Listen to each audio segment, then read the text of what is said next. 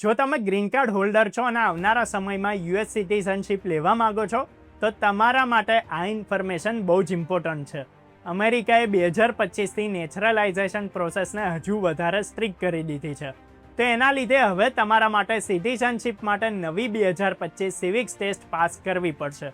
તો આ નવો ટેસ્ટ 20 ઓક્ટોબર 2025થી લાગુ કરવામાં આવશે, એટલે કે આવતા મહિનાથી.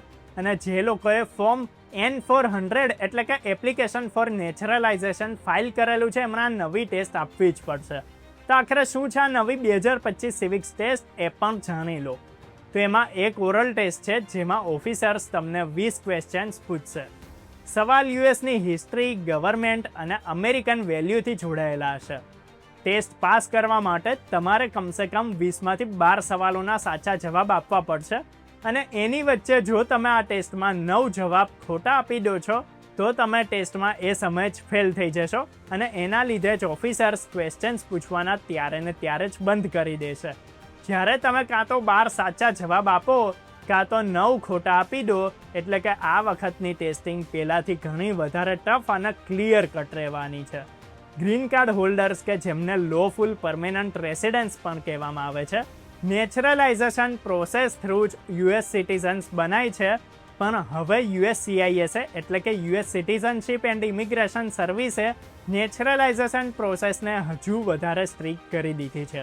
USCISનું કહેવું છે કે ભાઈ આ નવી ટેસ્ટ ખાલી નોલેજ ચેક નહીં કરે, પણ આ શ્યોર કરશે કે જે પણ ફોરેન નેશનલ્સ અમેરિકન સિટીઝનશીપ લેવા માગે છે એ અમેરિકન વેલ્યુઝને કેટલી સમજે છે અને સોસાયટીમાં પોઝિટિવલી કેટલું કન્ટ્રીબ્યુટ કરી શકે છે. તો એવામાં કેમ થઈ રહ્યા છે આટલા બધા મોટા ચેન્જીસ? કેમ કે એ પણ જાણી લેજો કે USCISનું કહેવું છે કે ભાઈ નેચરલાઇઝેશન એક પ્રિવિલેજ છે.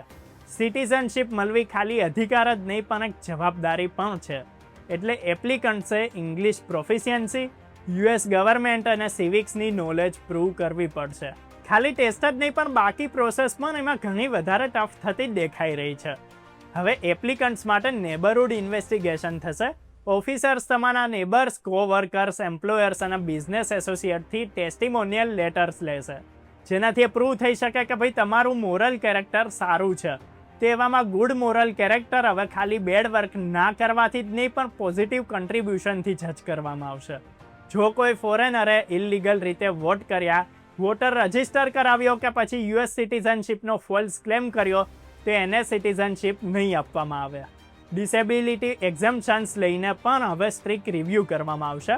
અને એટલું જ નહીં, અમેરિકા હવે એ લોકો પર નજર બનાવીને રાખી રહ્યું છે કે જેમણે પહેલેથી જ યુએસની સિટીઝનશીપ લઈને રાખેલી છે. ડિપાર્ટમેન્ટ ઓફ જસ્ટિસે સ્પષ્ટ રીતે કહી દીધું છે કે જો કોઈએ ઇલીગલ રીતે સિટીઝનશીપ લઈ લીધી છે તો ફેક્ટ્સ છુપાવ્યા છે કે પછી મિસઇન્ટરપ્રિટેશન કર્યું છે તો એની સિટીઝનશીપ પણ હવે રિવોક કરવામાં આવી શકે છે. ત્યાં સુધી કે જો તમારા ઇન્કમ ટેક્સ રિટર્નમાં ઇન્કમ ઓછી બતાવી છે તો પણ તમારે નોન યુએસ સિટીઝન ડિક્લેર કરવામાં તમને આવી શકે છે. તો સ્પષ્ટ છે કે હવે યુએસ સિટીઝનશીપ મેળવવી પહેલાંથી ઘણી વધારે અઘરી થઈ ગઈ છે. તો પહેલાં પણ ખોટી રીતે સિટીઝનશીપ લેનારા ઉપર હવે સકંજો કસાઈ શકે છે. તો ગ્રીન કાર્ડ હોલ્ડર્સ અને એપ્લિકન્ટ્સે પણ સમજી લેવું જોઈએ કે હવે ખાલી અમેરિકામાં રહેવું જ પૂરતું નથી પણ યુએસ વેલ્યુઝને ફોલો કરવી, સોસાયટીમાં પોઝિટિવ કન્ટ્રીબ્યુશન આપવું અને આખી લીગલ પ્રોસેસને સ્ટ્રિક્ટલી ફોલો કરવું કેટલું વધારે ઇમ્પોર્ટન્ટ બની ગયું છે. તો જો તમે ફ્યુચરમાં યુએસ સિટીઝન બનવા વિશે વિચારી રહ્યા છો તો અત્યારથી જ હવે એની તૈયારી શરૂ કરી દો. યુએસના ન્યૂઝ જોતા રહો, એની ઇન્ફોર્મેશન લેતા રહો, હિસ્ટ્રી, સિવિક્સ અને ઇંગ્લિશની પૂરી તૈયારી કરો અને તમારા મોરલ રેકોર્ડને પણ ક્લિયર રાખો. કેમ કે હવે અમેરિકા સ્પષ્ટ મેસેજ આપી રહ્યું છે, સિટીઝનશીપ કોઈ શોર્ટકટ નથી પણ આ એક ટફ રિસ્પોન્સિબિલિટી બની રહ્યું છે. ત્યારે હાલમાં આ વિડીયોમાં આટલું જ. આવા જ ઇન્ફોર્મેટિવ અને જાણવા જેવા વિડીયોઝ જોતા રહેવા માટે ફોલો કરો, સબસ્ક્રાઇબ કરો અર્બન ગુજરાતી.